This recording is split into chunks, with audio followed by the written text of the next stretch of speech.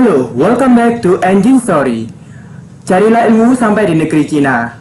Kalian pasti udah pernah dengar tentang pepatah itu, bukan? Maknanya, kita dituntut untuk mencari ilmu sebanyak-banyaknya, tak peduli itu seberapa jauh lokasinya. Lah, kali ini aku sudah bersama dengan salah satu mahasiswa S2 yang sekarang berada di Taiwan. Siapa dia? Ayo kita mulai. Halo Mbak Gendis. Halo, assalamualaikum. Waalaikumsalam. Gimana kabarnya nih? Alhamdulillah. Alhamdulillah. Gimana kabarnya Mbak Gendis? Alhamdulillah baik. Bagaimana di Indonesia? Aman? Aduh, di sini banyak corona. Naik terus, Mbak. Oh ya? Iya, Mbak. Apalagi di Surabaya, ya ampun. Oh, Iya. oke. Ya, gimana nih? BTW coba perkenalan singkat dong tentang diri Mbak. Oke. Oke. Gimana ya perkenalannya apa dulu ya? Nama. Iya. Sekarang lagi menempuh master degree di Taiwan, di salah satu universitas yang ada di Taiwan. Jurusannya Industrial and System Engineering. Wih, hampir mirip kayak jurusanku dong. Teknik industri. Iya, betul. Jadi BTW, untuk background sendiri ya, saya waktu S1-nya dari sistem informatika. Tetapi untuk S2 saya lebih memilih Industrial and System Engineering. oh, Karena saya lebih gitu. tertarik ke industri sih, pengen belajar lebih dalam. Tapi ya kita jalani saja dulu ya. Oh gitu ya Mbak ya. Lah BTW ini guys, Mbak Gandis ini salah satu tutorku loh guys. Waktu itu kita tutor dalam bahasa Inggris, English to Beat, dan dia juga alumni kakak tingkatku ya Mbak Gandis ya. Betul. Oke. BTW Mbak, bisa diceritain nggak proses awal mula pengen kuliah di luar negeri itu gimana sih Mbak? Proses awal mula pengen kuliah itu lucu sih. Sebenarnya nggak ada awalnya itu memang pengen banget S2, pengen lanjutin S2, tapi kapan itu masih belum tahu. Terus kayak ke luar negeri, sebenarnya saya tuh pengennya ke Jepang. Cuman kenapa saya bisa di Taiwan? Mungkin karena circle-nya teman-temannya itu ngajak ke Taiwan, Cek. Jadi sebelumnya juga ada teman yang dari UKM yang sama, yang kita gabung di Indonesia itu. Kebetulan teman saya itu udah duluan di Taiwan. Terus saya juga kenal salah satu alumni itu juga udah duluan di Taiwan gitu kan, di universitas yang sama saya saat ini. Cuman berbeda jurusan. Kita sering ngobrol. Kalau dia balik ke Indonesia itu sering banget kita ketemu, terus curhat-curhat. Terus dia bilang, enak kok kuliah di Taiwan segala macamnya. Terus saya jadi kepikiran tuh, saya kayaknya pengen nyoba deh.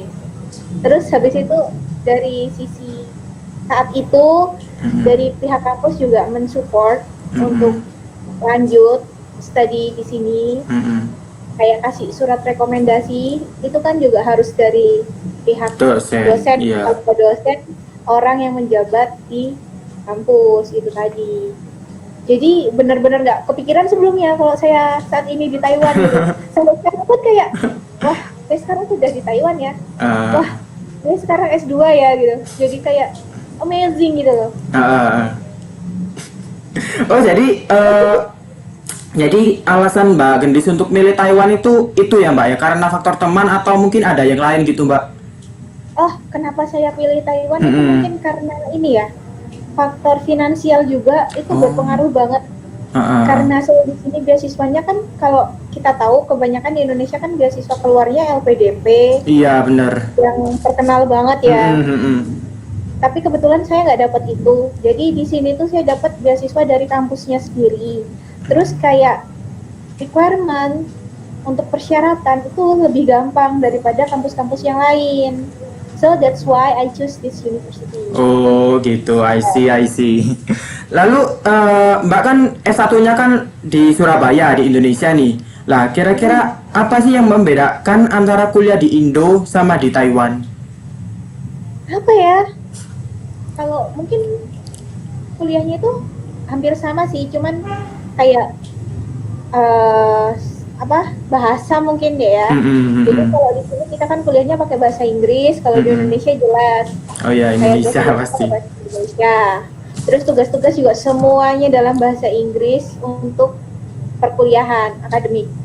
Terus lebih kayak pertama kali itu lebih shocknya ya gitu juga sih.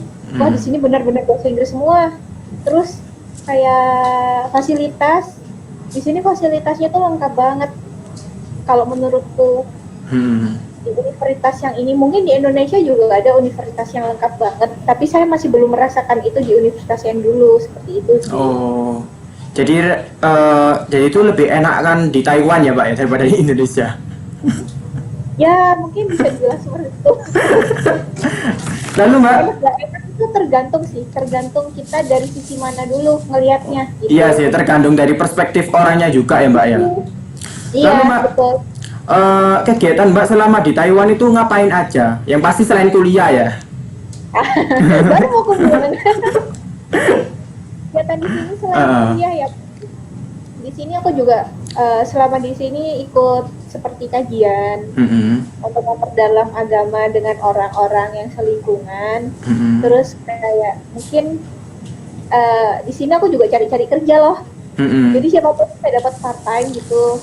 Cuman kalau untuk kegiatan sendiri sih biasanya cuman belajar sih, baca paper, ke lab, kayak gitu doang sih. Ya kayak mahasiswa pada umumnya lah. Oh berarti di sana kayak ada kayak semacam SKI gitu ya?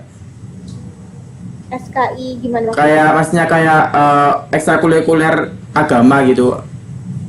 Oh enggak itu beda ya? di luar kampus sih. Oh, jadi aku gitu. kayak kajiannya di kampus tetangga gitu. Jadi setiap minggu aku kesana, kita ketemu bareng, dapat kenalan baru, gitu. Jadi di luar konteks akademik itu memang aku yang mau sih. Gitu. Kalau untuk part time nih lah, itu bisa nggak sih bekerja sambil kuliah? Kalau di Indonesia mungkin bisa ya. Kalau di Taiwan itu bisa atau enggak? Sebenarnya bisa, cuman tergantung kita kerja di mana dulu. Kalau kita kerjanya kayak di perusahaan, jelas kita harus bisa Mandarin. Karena di sini semuanya percakapan itu kebanyakan kalau untuk orang lokal sendiri, orang lokal itu maksud saya orang Taiwan ya. Kalau saya sama teman-teman di sini bilangnya orang lokal gitu. Sama orang lokalnya sendiri pasti kita dituntut harus bisa Mandarin. Sedangkan saya sendiri kan masih belum bisa. Jadi kayak saya tuh 0-0 gitu loh kesini untuk bahasa Mandarinnya. Cuman bahasa Inggris doang. Ya, jadi kalau untuk cari part-time itu agak susah sih. Jadi bisa, tapi kalau untuk kerja bisa atau nggak bisa. Jadi di sini tuh kayak ada sistem, kamu ada kartu kerja, kartu cari kerja, work permit namanya. Kita harus urus itu. Kalau misalnya kamu ketahuan kerja tapi kamu nggak punya work permit, nah itu bakal didenda. Tapi kalau kita ketahuan kerja, kita punya work permit, itu kita nggak masalah. Jadi di situ work permit itu kayak kartu kerja, dan di situ kita ada peraturannya. Jadi ada maksimal waktunya untuk kerja per minggunya berapa kayak gitu. Oh gitu. Oh jadi intinya kalau untuk kalau mahasiswa pengen bekerja itu yang perlu dipersiapin itu bahasa Mandarin. Yang kedua itu work permit Mbak ya. Oh. Iya.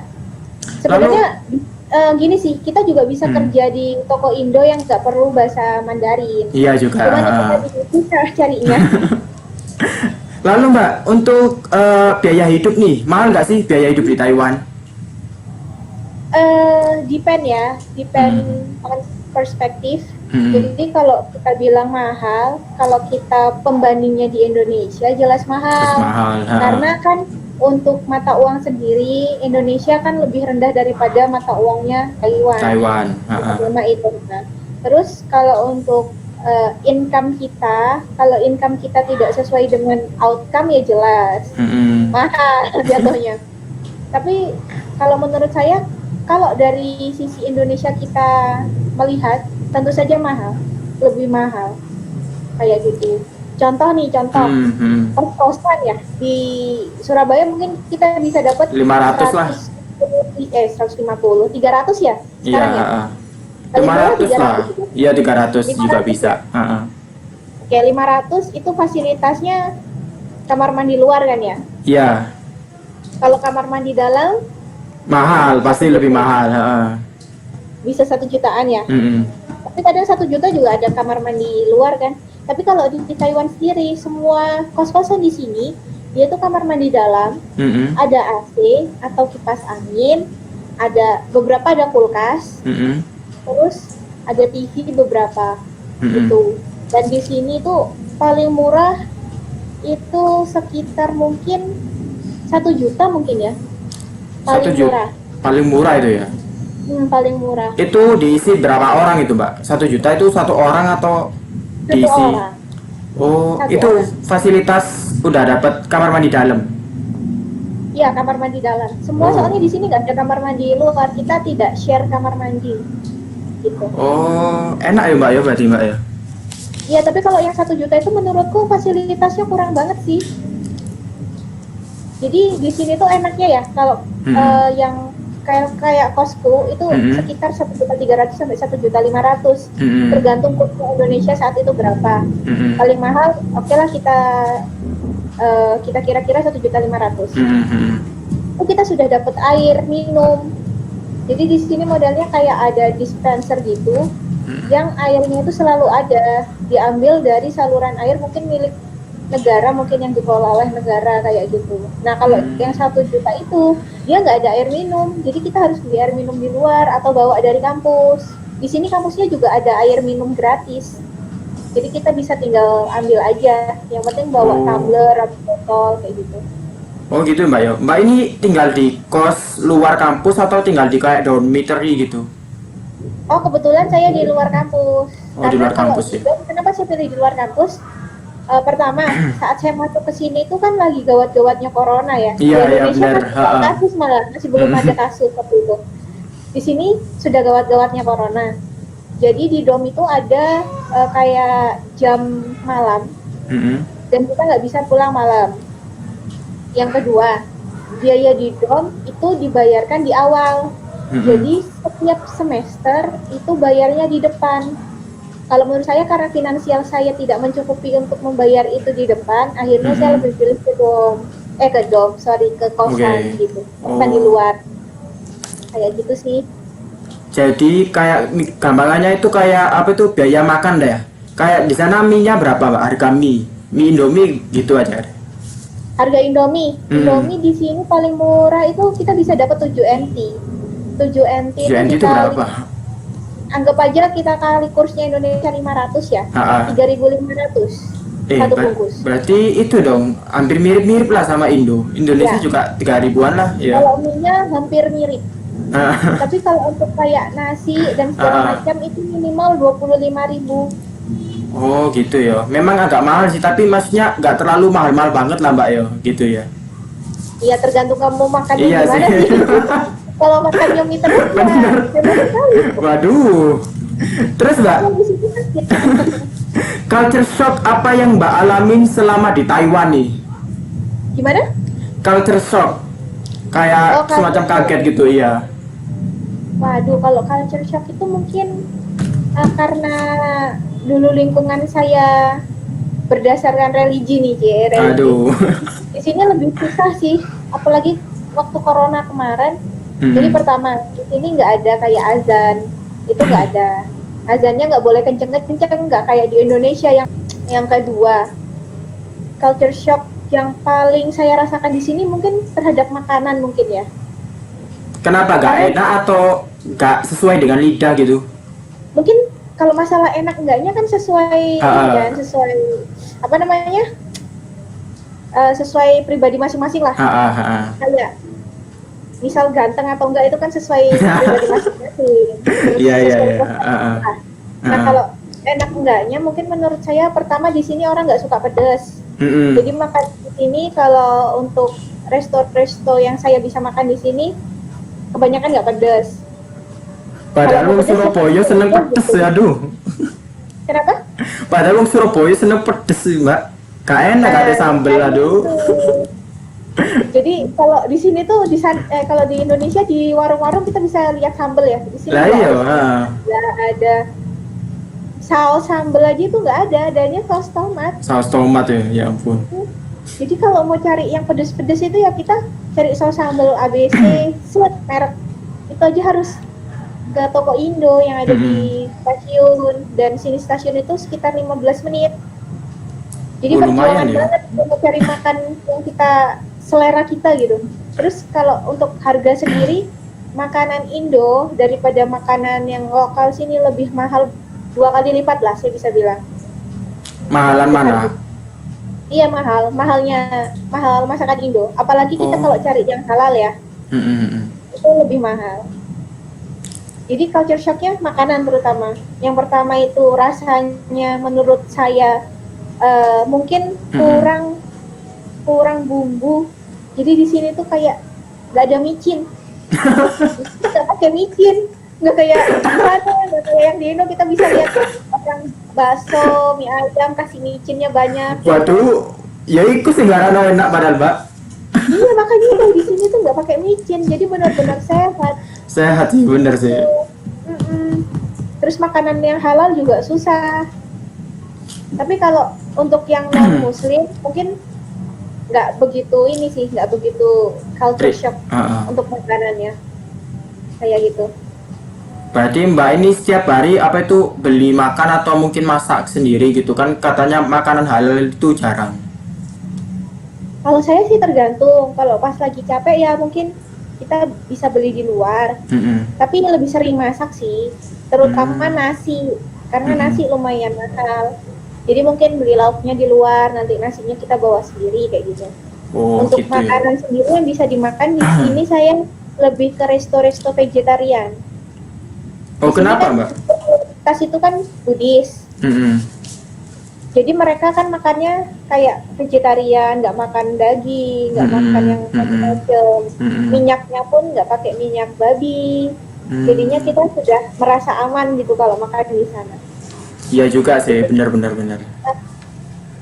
Lalu Mbak, bahasa pengantar selama pembelajaran itu apa Mbak? Oh, bahasa pengantar tadi saya sudah sampaikan. Iya sih, bahasa Inggris ya. Lah itu tapi kan sistem akademik kan itu juga sudah banyak universitas yang pakai sistem akademik untuk kayak KRS-an gitu ya. Terutama di kampus kita kan juga ada sudah ya KRS-an, sistem akademik. Itu masih beberapa masih kayak bahasa Cina, Mandarin. Jadi kadang minta tolong temen, ini artinya bahasa Inggris apa ya gitu, kalau nggak tahu. Oh, berarti itu pembelajarannya itu 100% bahasa Inggris atau mungkin ada yang bahasa Mandarin gitu, Mbak? Oh, ada yang bilingual. Jadi tergantung kamu ambil kelasnya apa. Di sini tuh ada 2 kelas. Jadi ada kelas internasional sama kelas untuk anak-anak lokal sendiri. Bahasa pengantarnya juga ada 2, bahasa pengantar bahasa Inggris sama bahasa Chinese. Misal kita ambil kelas bahasa Chinese, kalau orang internasionalnya di situ lebih dari 5 atau minimal 5, itu mereka akan bilingual. Tapi kalau kamu cuma sendirian atau cuma 3 orang, itu tergantung profesornya sih, mau bilingual apa enggak, kayak gitu. Kalau nggak mau bilingual tapi kamu masih tetap pengen ambil mata kuliah itu karena menurutmu itu passionmu dalam belajar, apalagi tesis ya, kita kan carinya yang sesuai sama tesis kita untuk mendukung itu tadi. Itu sih ya gimana caranya kita harus bisa, walaupun itu pakai bahasa Chinese. Jadi kita bisa belajar di luar kelas pakai bahasa Inggris. Nanti saat kita discuss sama profesor, kita kan bisa juga discussnya di luar. Nah, itu kita bisa discussnya pakai bahasa Inggris. Cuman di kelas gitu. Gitu. Menguasai bahasa Inggris itu penting nggak sih Mbak untuk kuliah di Taiwan? Oh, penting banget. Nggak cuma di Taiwan, saya rasa. Kalau mau keluar negeri sekolah, terutama paling nggak tetap harus bisa bahasa Inggris lah. Walaupun kamu misal bingung mau ngomong kayak gimana, jujur saya di sini juga masih agak bingung ya kalau waktu kita speaking, karena ya bahasa sehari-hari dulunya bahasa Indonesia, kemana-mana bahasa Jawa. Begitu di sini disuruh pakai bahasa Inggrisnya langsung aktif, itu pasti ada kagoknya lah, ada kagok dikit-dikit. Nah, itu yang buat saya harus improve Inggris terus. Oh gitu ya. Tapi kalau sama sekali nggak bisa, mendingan nggak usah sekolah di luar negeri. Karena juga itu termasuk syarat. Iya juga sih. Berarti Mbak itu juga itu ya Mbak ya. Sambil di sana juga sambil memperbaiki bahasa Mandarin juga Mbak ya. Jelas. Di sini saya belajar bahasa Inggris juga untuk meningkatkan lagi speaking terutama. Sama bahasa Mandarin juga di sini belajar karena ada tuntutan untuk bisa tes bahasa Mandarin kayak gitu. Oh gitu.